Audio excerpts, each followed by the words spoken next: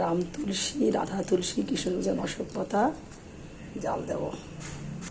তার মধ্যে তেজপাতা, লবঙ্গ, গোলমরিচ, তাল মিশ্রি, লবঙ্গ, গোলমরিচ আর এটা হচ্ছে তাল মিশ্রি, এগুলো দিয়ে দেবো।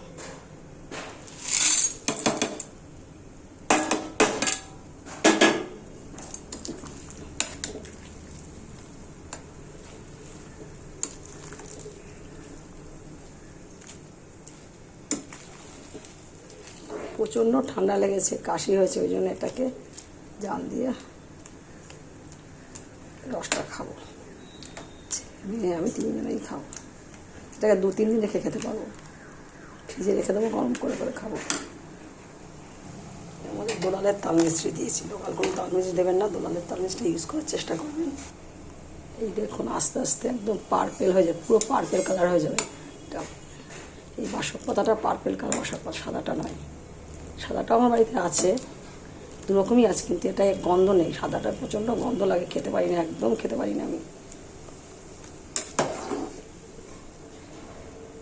জালটা ঠিক মতো হয়ে যাক, পুরোপুরি জাল হয়ে যাক, তারপরে আপনার দেখাচ্ছি বাদ বাকিটা।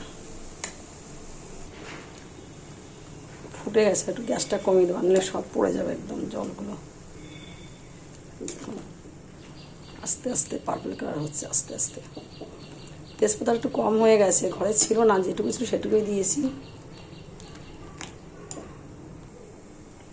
এটা জালতে একটু সময় লাগবে, আপনাদের পরের ভিডিওতে দেখাবো জাল দেওয়ার পর কেমন হলো, জিনিসটা দেখতে কেমন হলো আপনাদের দেখাবো।